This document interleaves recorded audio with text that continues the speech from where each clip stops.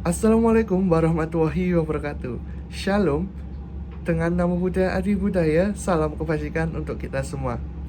Yang saya hormati Bapak Dr. Andes Subaidi MPD selaku Ketua Jurusan Administrasi Niaga. Yang saya hormati Bapak Ahmad Fauzi Eskom MMT selaku Koordinator Program Studi D3 Administrasi Bisnis. Yang saya hormati Bapak Ibu dosen reviewer dan penguji program Test Evaluation Seminar Proposal Program Studi D3 Administrasi Bisnis jurusan Administrasi Niaga. Dan yang sangat saya hormati Bapak Dr. Andes Puji Haryanto MAB selaku dosen pembimbing 1, dan yang sangat saya hormati Ibu Dr. Andani Lawati Firnaningsih MAB selaku dosen pembimbing 2 yang telah meluangkan waktunya untuk dapat membimbing penelitian saya. Di sini, dengan bangga, saya mengambil penelitian dengan judul Analisis Pengendalian Persediaan Barang Dagang dengan Sistem dan Prosedur di Omnichannel Store Mustika Kayu, Poncokusumo, Bromo. Baik, perkenalkan, saya Rahmat Ardiansah dari kelas 3D Program Studi D3 Administrasi Bisnis jurusan Administrasi Niaga dengan NIM 21326100001. Dengan judul Analisis Pengendalian Persediaan Barang Dagang dengan Sistem dan Prosedur di Omnichannel Store Mustika Kayu, Poncokusumo, Bromo. Dalam penelitian ini, saya mengusung 4 bab yang akan saya presentasikan dalam seminar proposal Test Evaluation. Bab pertama akan mengenai pendahuluan, bab kedua mengenai kajian pustaka, bab ketiga akan mengenai metode yang akan saya gunakan dalam penelitian, dan bab keempat tentunya adalah jadwal dari pelaksanaan kegiatan penelitian saya. Baik, izinkan saya untuk dapat mempresentasikan pada bab pertama. Bab pertama, pendahuluan akan membahas 5 poin. Yang pertama, latar belakang, rumusan masalah, batasan masalah, tujuan penelitian, hingga kegunaan penelitian. Baik, pada saat ini, kebutuhan makhluk hidup kian meningkat, baik kebutuhan primer, sekunder, maupun tersier. Oleh karena itu, mulai banyak berdiri berbagai tempat guna memenuhi kebutuhan tersebut. Tempat tersebut biasa dikenal dengan sebutan toko. Oleh karena itu, toko harus bisa selalu menyediakan apa yang seharusnya memang terdapat dalam toko tersebut, atau bisa dikatakan memiliki jumlah pasokan atau stok yang selalu tersedia dan cukup. Ketersediaan dalam toko perlu didukung dengan persediaan yang terstruktur dan sistematis agar selalu dapat memenuhi kebutuhan makhluk hidup. Salah satu toko yang membutuhkan sistem pengendalian persediaan barang dagang yang efektif dalam menghasilkan informasi adalah Omnichannel Store Mustika Kayu, Poncokusumo, Bromo. Pengendalian atas persediaan di Omnichannel Store Mustika Kayu, Poncokusumo, Bromo belum bisa dikatakan baik apabila dalam persediaan tersebut masih mengalami kesalahan. Sehubungan dengan permasalahan yang terjadi di Omnichannel Store Mustika Kayu, Poncokusumo, Bromo, maka saya selaku peneliti tertarik untuk mengadakan penelitian untuk menganalisis sistem pengendalian persediaan barang dagang dengan sistem dan prosedur yang kemudian akan dibandingkan antara teori yang diterima oleh peneliti dengan sistem dan prosedur yang sebenarnya terjadi di toko, serta menyimpulkan hasil penelitian ini dalam sebuah laporan akhir yang berjudul Analisis Pengendalian Persediaan Barang Dagang dengan Sistem dan Prosedur di Omnichannel Store Mustika Kayu, Poncokusumo, Bromo. Analisis adalah proses memecah topik penelitian atau substansi yang kompleks menjadi bagian-bagian lebih kecil untuk mendapatkan pemahaman yang lebih baik. Oleh karena itu, Omnichannel Store Mustika Kayu, Poncokusumo, Bromo merupakan program magang mitra kami yang juga akan saya teliti, sehingga perusahaan memiliki sistem dan prosedur masing-masing, khususnya dalam judul penelitian ini yang saya ambil, di mana difokuskan dalam hal pengendalian persediaan barang dagang dengan sistem prosedur yang ada. Oleh karena itu, inilah merupakan latar belakang dari penelitian yang saya ambil. Baik, untuk rumusan masalah, pengendalian atas persediaan barang dagang dengan sistem dan prosedur pada Omnichannel Store Mustika Kayu, Poncokusumo, Bromo belum bisa dikatakan baik apabila terdapat kesalahan dalam melakukan pengendalian persediaan yang tentunya berdampak pada persediaan. Salah satu dampak negatif yang terjadi di Omnichannel Store Mustika Kayu, Poncokusumo, Bromo yang sekaligus menjadi permasalahan dalam program magang yang saya jalani yaitu program magang mitra bersama Politeknik Negeri Malang, yaitu adanya perbedaan stok persediaan di gudang dan pada kartu stok pada sistem. Dampak dari kesalahan tersebut juga dirasakan atas keuntungan yang seharusnya didapatkan. Rumusan masalah di atas dapat diturunkan dalam beberapa pertanyaan penelitian sebagai berikut. Yang pertama, tentunya rumusan masalah bagaimana pelaksanaan pengendalian atas persediaan barang dagang dengan sistem dan prosedur yang ada di Omnichannel Store Mustika Kayu Poncokusumo Bromo. Yang kedua, bagaimana solusi atas pengendalian persediaan barang dagang dengan sistem dan prosedur yang baik guna mengatasi permasalahan studi kasus yang terjadi pada Omnichannel Store Mustika Kayu Poncokusumo Bromo. Untuk selanjutnya adalah batasan masalah. Batasan masalah sangat penting dalam melakukan penelitian ini, karena dengan batasan masalah yang benar dapat membuat pembahasan lebih mudah. Pengendalian persediaan barang dagang merupakan salah satu peran yang sangat penting dalam kelancaran toko, terutama pada sistem persediaan. Pada batasan masalah ini mencakup sistem persediaan barang dagang dan pelaksanaan pengendalian persediaan sesuai dengan sistem dan prosedur yang digunakan pada Omnichannel Store Mustika Kayu Poncokusumo Bromo. Pengendalian persediaan merupakan komponen penting dalam sebuah toko untuk menjamin kelangsungan sistem persediaan yang baik sesuai dengan sistem yang ada pada toko, sehingga mampu memberikan yang terbaik untuk kepentingan bersama. Berdasarkan rumusan masalah tadi, maka di sini saya sebagai peneliti memiliki tujuan sebagai berikut. Yang pertama tentunya mengetahui pelaksanaan pengendalian atas persediaan barang dagang dengan sistem dan prosedur yang ada di Omnichannel Store Mustika Kayu Poncokusumo Bromo. Yang kedua adalah memberikan solusi atas pengendalian persediaan barang dagang dengan sistem dan prosedur yang baik guna mengatasi permasalahan yang terjadi pada Omnichannel Store Mustika Kayu Poncokusumo Bromo. Manfaat yang diharapkan yang saya tuliskan pada kegunaan penelitian tentunya yang pertama adalah bagi peneliti, yang kedua bagi perusahaan, yang ketiga bagi instansi pendidikan. Baik untuk bagi peneliti, yang pertama mendapatkan pemahaman dan pengetahuan secara langsung mengenai pengendalian atas persediaan barang dagang yang mengacu pada sistem dan prosedur di Omnichannel Store Mustika Kayu Poncokusumo Bromo. Yang kedua, membuat solusi yang baik dalam setiap masalah pengendalian atas persediaan barang dagang yang mengacu pada sistem dan prosedur Omnichannel Store Mustika Kayu Poncokusumo Bromo. Yang kedua adalah tentunya bagi perusahaan atau bagi Omnichannel Store Mustika Kayu Poncokusumo Bromo, yakni dapat menjadi bahan masukan dan evaluasi dalam penerapan langsung di lapangan, dan dapat digunakan dalam proses pengendalian persediaan barang dagang yang mengacu pada sistem yang ada.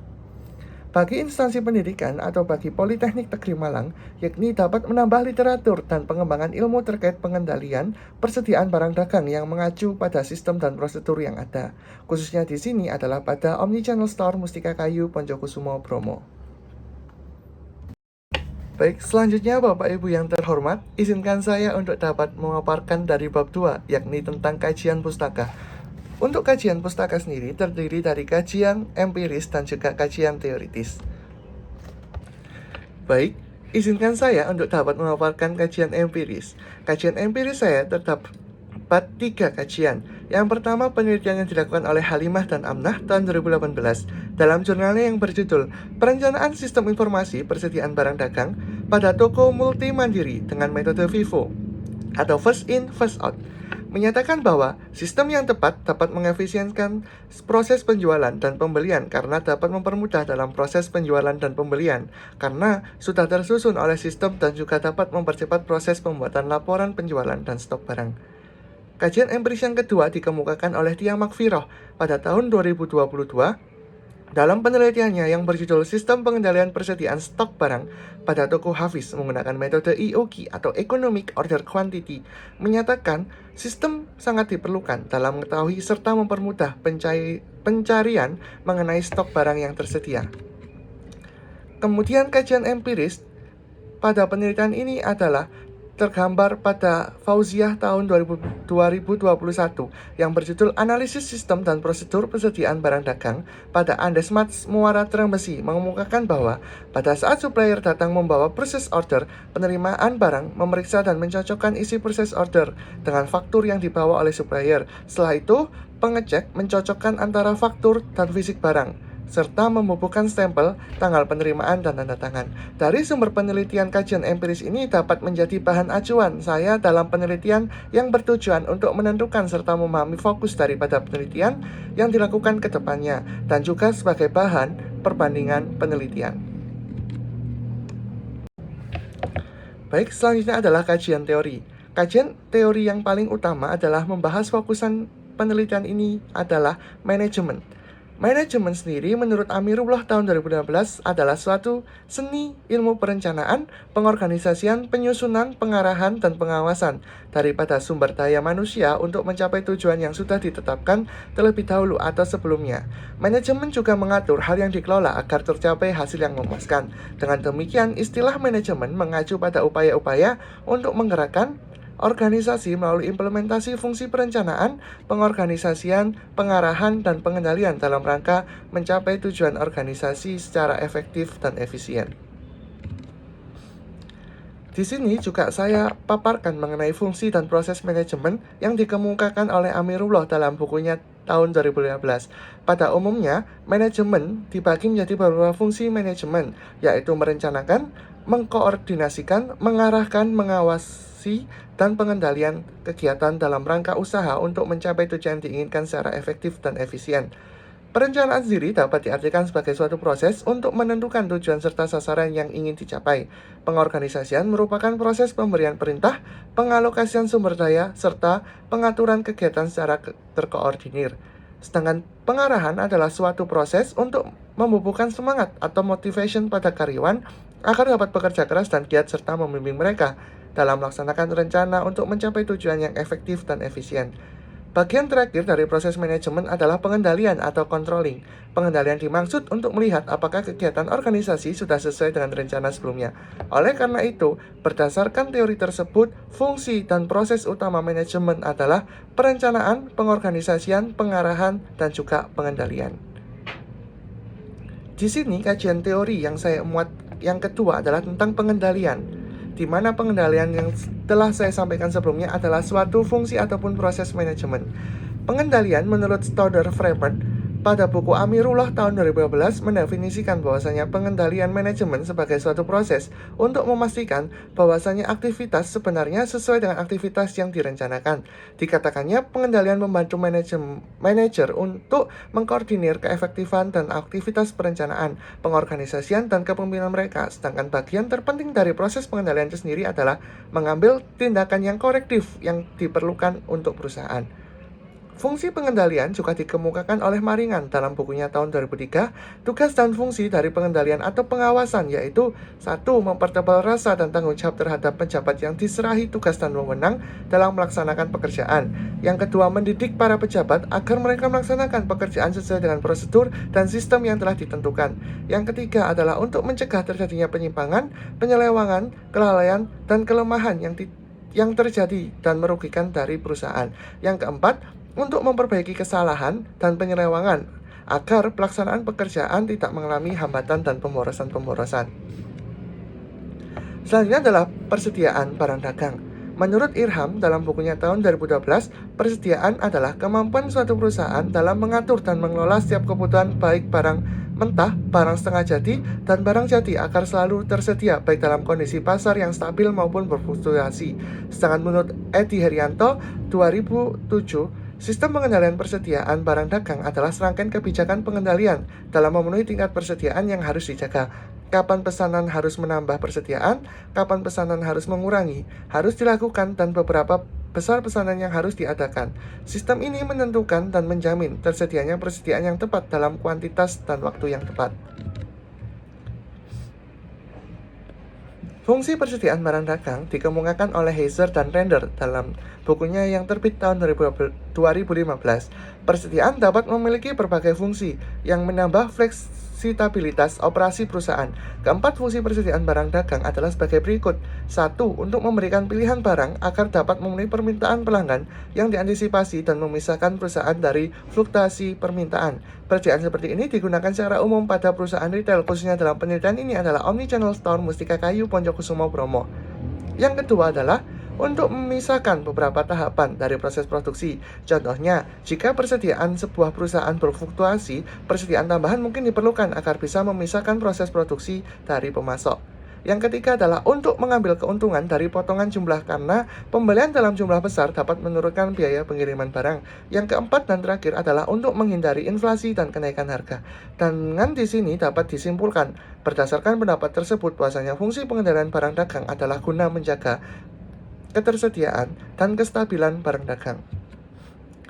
Sedangkan tujuan persediaan barang dagang, menurut Sofyan Asauri pada tahun 2008 dapat dinyatakan sebagai berikut. 1. Menjaga jangan sampai perusahaan kehabisan persediaan sehingga dapat mengakibatkan terhentinya kegiatan produksi. Yang kedua, menjaga agar pembentukan persediaan oleh perusahaan tidak terlalu besar dan berlebihan. Yang ketiga, tentunya menjaga agar pembelian secara kecil-kecilan dapat dihindari karena ini akan mengakibatkan biaya pemesanan terlalu besar. Selanjutnya adalah prosedur persediaan barang dagang.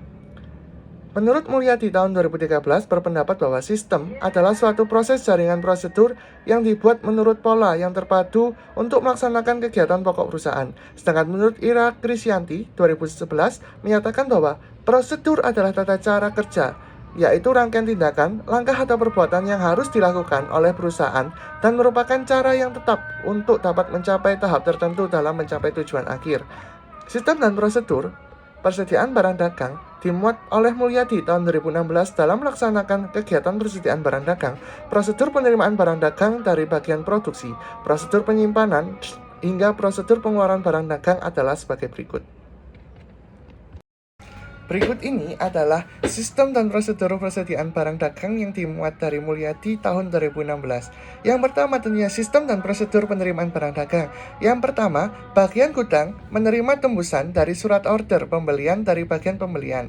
Jadi bagian pembelian membuat surat order pembelian, lalu surat order tersebut diserahkan ke bagian gudang agar bagian gudang menyiapkan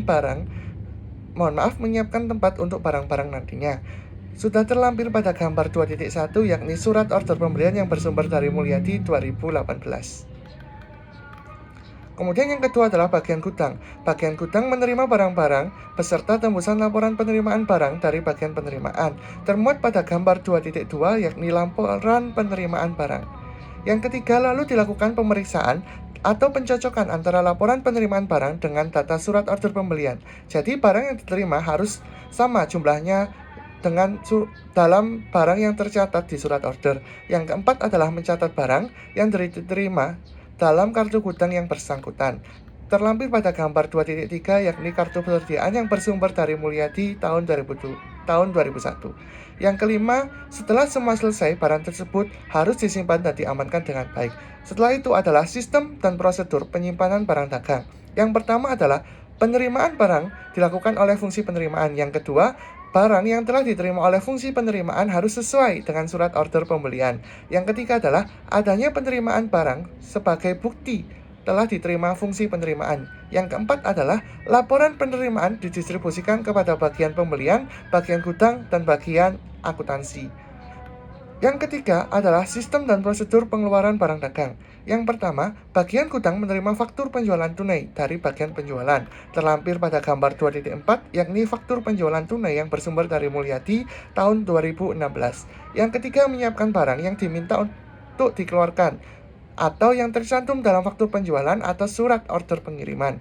Terlampir pada gambar 2.5 yakni surat order pengiriman yang bersumber dari Mulyadi tahun 2016. Yang ketiga adalah menyerahkan barang-barang tersebut disertai dengan tembusan faktur penjualan tunai. Tembusan tersebut diserahkan kepada bagian pengiriman. Yang keempat, sekaligus menyerahkan barang yang harus dikirim, ditambah dengan surat order pengiriman kepada bagian pengiriman. Yang kelima tentunya mencatat pengeluaran barang tersebut pada kartu gudang. Terlampir pada gambar 2.6 yakni kartu gudang yang bersumber dari Mulyadi tahun 2016. Oleh karena itu, dapat disimpulkan bahwasanya sistem dan prosedur pengendalian persediaan barang dagang dibagi menjadi 3 tahapan dengan sistem dan prosedur yang sama tetapi berkaitan, yakni penerimaan, penyimpanan, serta pengeluaran. Bapak Ibu yang terhormat, itulah kajian pustaka yang saya gunakan dalam penelitian ini. Baik Bapak Ibu yang terhormat, izinkan saya untuk melanjutkan presentasi pada bab 3 yakni metode penelitian. Pada metode penelitian, jenis penelitian menurut Sukma Dinata tahun 2019, jenis penelitian terdiri dari penelitian kualitatif dan juga penelitian kuantitatif. Penelitian kualitatif yang dikemukakan oleh Hardani tahun 2020 adalah penelitian yang penekanannya pada proses dan makna yang tidak dikaji secara ketat atau belum diukur. Menekankan sifat realita yang terbangun secara sosial, hubungan erat antara peneliti dengan yang diteliti, tekanan situasi yang membentuk penyelidikan serta nilai, menyoroti cara munculnya pengalaman sosial sekaligus perolehan. Maknanya, menurut Vediranta Sujarweni tahun 2014, penelitian kualitatif adalah jenis penelitian yang menghasilkan penemuan-penemuan yang dapat dicapai atau diperoleh dengan menggunakan prosedur-prosedur statis atau cara lain kuantifikasi atau pengukuran. Dalam penelitian ini, peneliti menggunakan penelitian kualitatif. Untuk lokasi penelitian, berlokasi di Omnichannel Store Mustika Kayu Poncokusumo Bromo yang beralamat di RT 02 RW 08 Dusun 3 Blok Senin, Desa Poncokusumo, Kabupaten Malang, Jawa Timur. Untuk objek penelitian yang digunakan yaitu Omnichannel Store Mustika Kayu Poncokusumo Bromo, penulis memilih objek ini berdasarkan pertimbangan bahwasannya sistem dan prosedur persediaan barang dagang yang kompleks, sehingga masalah pengendalian dan pengelolaan barang dagang di sini sangat penting. Tetapi setelah dilakukan penelitian, belum mempunyai sistem pengendalian dan persediaan yang memadai, maka penulis tertarik untuk menerapkan sistem pengendalian agar perusahaan nantinya akan berjalan dengan baik sesuai dengan tujuan yang telah ditentukan. Omnichannel Store Mustika Kayu Poncokusumo Bromo juga memiliki persediaan yang relatif banyak. Dalam hal ini, penulis menganalisis bahwa jenis penelitian yang diambil adalah jenis penelitian deskriptif kualitatif karena penulis mengamati secara langsung pada perusahaan yang diteliti. Dalam penelitian ini terdapat beberapa informan yang merupakan berbagai pihak yang bersangkutan dengan pengendalian atas pengelolaan persediaan barang dagang di Omnichannel Store Mustika Kayu Poncokusumo Bromo. Untuk sumber data yang diambil dalam penelitian kali ini, menurut Sugiono 2016, yang peneliti perlukan adalah sebagai berikut. Tentunya yang pertama data primer. Data primer yaitu data yang diperoleh langsung dari responden yang merupakan sumber utama dalam penelitian ini, yakni data yang diperoleh dari hasil observasi, wawancara, dan dokumentasi yang telah ditetapkan. Sedangkan data sekunder adalah data yang diperoleh melalui perantara instansi-instansi pemerintah yang terkait erat dengan penelitian ini, atau sumber data yang tidak langsung memberikan data kepada pengumpul data, yang biasanya melalui perantara lewat orang lain, atau dokumen-dokumen seperti buku, artikel-artikel, serta dokumentasi berupa rekaman suara dari foto-foto sebagai bukti peneliti ini benar dilakukan. Pada penelitian ini, maka akan menggunakan dua sumber data pada Omnichannel Store Mustika Kayu Poncokusumo Bromo guna menunjang kelengkapan penelitian, yakni data primer dan juga data sekunder. Untuk selanjutnya adalah metode pengumpulan data. Tujuan dari penelitian adalah untuk memperoleh data, maka metode pengumpulan data merupakan langkah yang paling vital dalam suatu penelitian. Peneliti menggunakan metode pengumpulan data yang dimuat dalam Sugiono tahun 2018, terdiri atas observasi, wawancara, angket, dan juga dokumentasi. Wawancara nantinya adalah teknik pengumpulan data apabila peneliti ingin melakukan studi pendahulu untuk menemukan permasalahan yang harus diteliti. Sedangkan kuesioner atau angket merupakan teknik pengumpulan data yang dilakukan dengan cara memberi seperangkat pertanyaan atau pernyataan tertulis kepada responden untuk dijawabnya. Sedangkan dokumentasi adalah salah satu cara yang digunakan untuk memperoleh data dan informasi dalam bentuk buku, arsip, dokumen, tulisan angka, dan gambar yang berupa laporan serta keterangan yang dapat mendukung peneliti. Penelitian yang saya gunakan ini akan menggunakan metode pengumpulan data yang tepat guna mendukung penelitian, yakni satu tentunya wawancara, yang kedua kuesioner atau angket, yang ketiga dokumentasi. Untuk selanjutnya adalah metode analisis data atau metode analisa data, yang merupakan kegiatan setelah dan seluruh sumber data terkumpul. Analisis data merupakan suatu cara untuk mengukur, mengelola, dan menganalisis data tersebut dari data yang diperoleh dalam penelitian ini. Metode yang digunakan adalah deskripsi kualitatif menurut Miles dan Huberman tahun 2014 dalam penelitian menggunakan 4 tahapan yang saling berhubungan, yakni 1. Pengumpulan data. Proses pengumpulan data di riset kualitatif dapat dilakukan dengan berbagai cara yang didapatkan dengan terjun langsung ke lapangan. Caranya bisa pengamatan atau observasi, wawancara, serta dokumentasi pada metode pengumpulan data. Selanjutnya adalah reduksi data. dan kategorisasi data. Peneliti memilih data-data mana saja yang paling relevan untuk dipakai dalam mendukung penelitian. Bisa diperoleh wawancara observasi, unsur pengendalian dari sistem persediaan sebagai berikut. 1. Tentunya penggunaan wewenang secara tepat untuk melakukan suatu kegiatan. Dalam organisasi, setiap kegiatan hanya terdiri atas dasar otorisasi dari pejabat yang memiliki wewenang dan menyatu dalam perusahaan. Yang kedua adalah reduksi data dalam pembagian tugas. Dengan memisahkan fungsi operasi dan penyimpanan dapat mencerminkan keadaan sesungguhnya yang terjadi pada fungsi operasi dan fungsi penyimpanan. Selanjutnya yang ketiga adalah keamanan yang memadai terhadap aset perusahaan. Keamanan yang memadai meliputi pembatasan akses ke tempat penyimpanan aset, catatan perusahaan untuk menghindari terjadinya pencurian aset dan data atau informasi perusahaan. Yang keempat adalah pengecekan independensi terhadap kinerja. Semua catatan mengenai aktiva yang ada harus dibandingkan atau dicek secara periodik dengan aktiva yang ada secara fisik. Setelah itu adalah display data. Usai data direduksi atau dikategorisasikan, selanjutnya adalah memasukkan display data. Dalam proses tahapan ini, peneliti merancang deretan dan kolom sebuah matriks data kualitatif dan menemukan jenis maupun bentuk data yang akan dimasukkan di kotak-kotak matriks itu. Data yang disajikan dengan naratif, bahkan flowchart, diagram, dan sebagainya agar dapat disusun menjadi lebih mudah. Langkah yang terakhir adalah penarikan kesimpulan. Setelah 3 proses tersebut terlampaui, maka langkah terakhir adalah mengambil kesimpulan. Isi kesimpulan harus mencakup semua informasi penting yang dikemukakan dalam penelitian. Berdasarkan sumber teori tersebut, penelitian ini akan menggunakan metode analisis data, yakni tentunya 1. Pengumpulan data, kemudian adalah reduksi data dan kategorisasi data, yang ketiga adalah display data, serta yang keempat dan hal yang paling penting adalah penarikan kesimpulan. Baik Bapak Ibu yang terhormat, izinkan saya untuk memaparkan dari bab 4 mengenai jadwal pelaksanaan penelitian.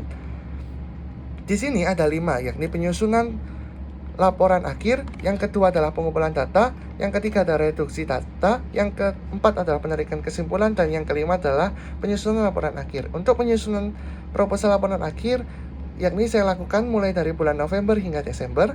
Pengumpulan data saya mulai dari bulan November hingga bulan Februari. Reduksi data saya mulai pada bulan November hingga bulan Maret.